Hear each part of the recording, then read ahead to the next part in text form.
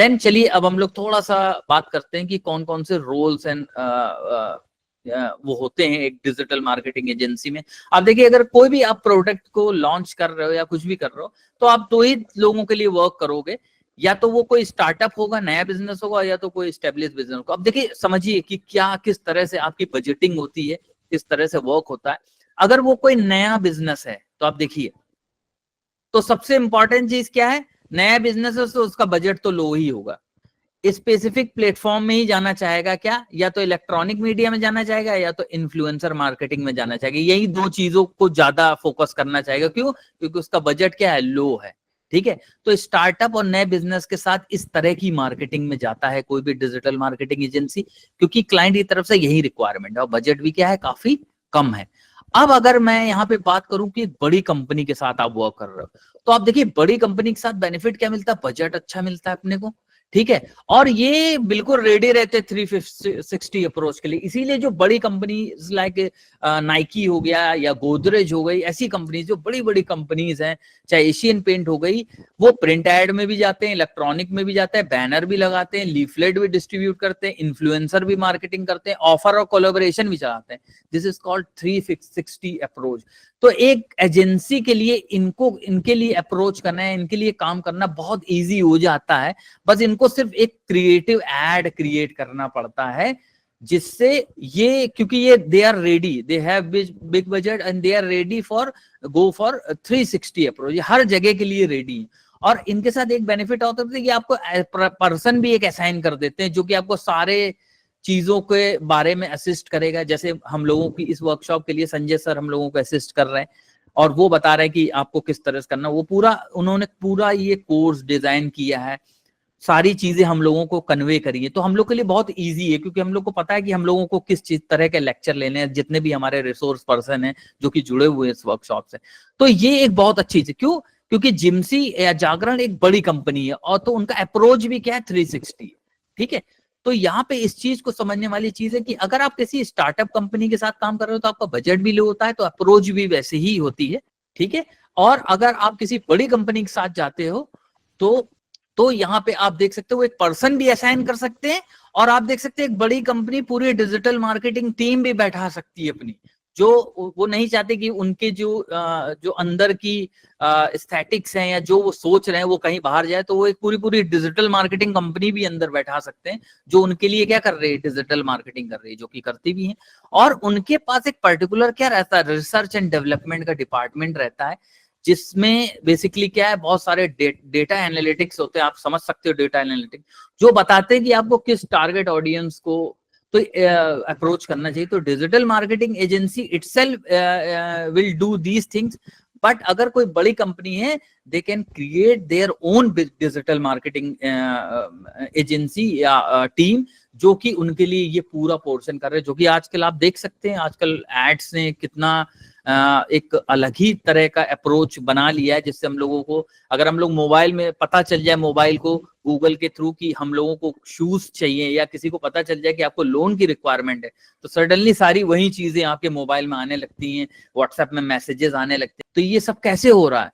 क्योंकि यहाँ पे 360 अप्रोच हो रहा है। आपको बिल्कुल, अगर किसी ने सोच लिया लोन लेने का, तो फिर छोड़ेंगे नहीं। फिर ये आपका इतने कॉल, इतने मैसेजेस, और अभी आप देखिए, आप यहाँ पे देखिए मेरे, ये देखिए पैसा बाजार का ऑफर आया हुआ है।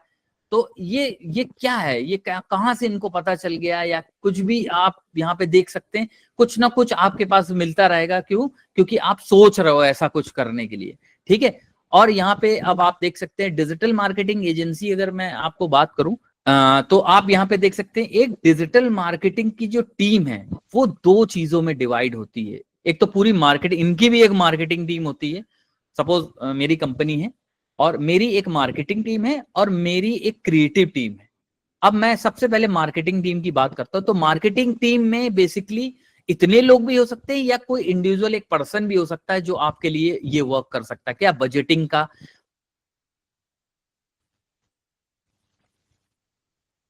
बजटिंग का कुछ वर्क कर सकता है, या कोई ऑफिशियल मीटिंग हो तो यही सब जा सकते हैं।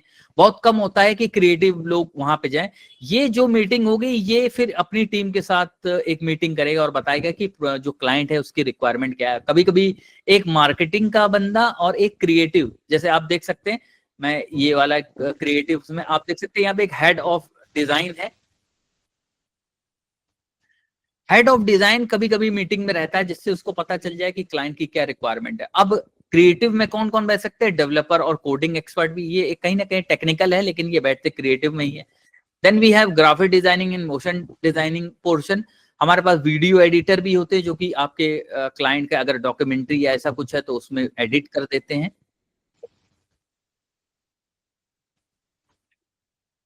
ठीक है। Then we have social media expert, जो कि मैं आप लोगों को बता रहा था, ये क्या करता है, ये आपके एड को रन करता है। देखिए अच्छी डिजिटल मार्केटिंग कंपनी में इसके लिए एक अलग बंदा होता है। ऐसा नहीं होता कि जो आपका हेड ऑफ डिजाइन है वही एड भी रन कर रहा है, वही आपके ग्राफिक डिजाइनिंग भी कर रहा है, सब कुछ कर दे रहा है। ठीक है। अगर आप चीजों को डिवाइड नहीं करोगे, जैसे सपोज आप एक कंपनी चला रहे हो, आप ओनर हो और आप ही बोल रहे हो कि मैं ही लोगों से बात करूंगा, मैं ही चाय पत्ती लेके आऊंगा, सब कुछ लेके आऊंगा, मैं ही चाय पत्ती को बनाऊंगा और पी भी मैं ही जाऊंगा, तो ये जो बिजनेस है ये कभी नहीं चलने वाला है, क्योंकि यहाँ पे कोई भी एंगेजमेंट नहीं है।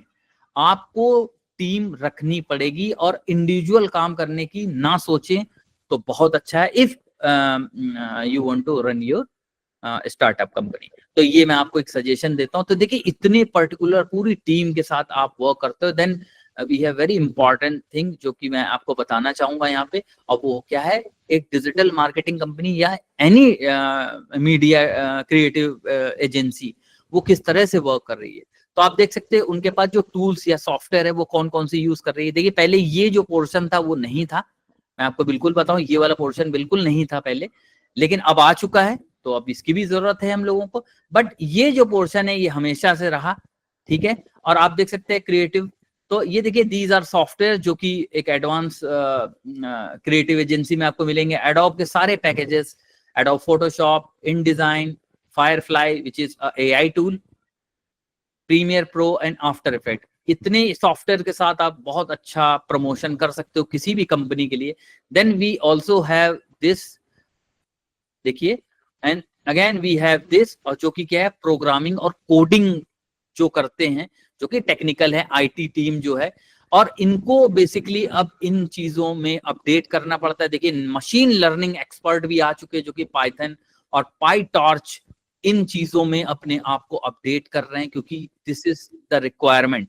आजकल ये रिक्वायरमेंट होगी, इतने लोग पहले नहीं थे लेकिन आजकल ये दिस इज द रिक्वायरमेंट, आजकल आपको ये अपनी टीम में रखने पड़ते हैं। एंड देन डेटाबेस के लिए आप देख सकते हैं एक्सक्यूएल, क्योंकि जो डेटा एनालिटिक्स है, जो कि डेटा साइंस है, उसके लिए आपको एसक्यूएल एक्सपर्ट भी एक चाहिए रहता है, जो कि आपको ये बताए कि किस मार्केट में क्या चल रहा है, या आप बेसिकली किसी को हायर भी कर सकते हो इन लोगों में। जैसे so this is the complete overview guys, जो कि मैं आपको समझाना चाहता हूँ कि किस तरह से इंडस्ट्री चेंज हो गई है, किस तरह से आप लोगों को डिजिटल मार्केटिंग के थ्रू आप इतनी सारी चीजें आप कर सकते हो। And now this is the final statement, then इसके बाद मैं प्रोजेक्ट्स में जाऊंगा, और अभी अपने पास बहुत अच्छा समय है।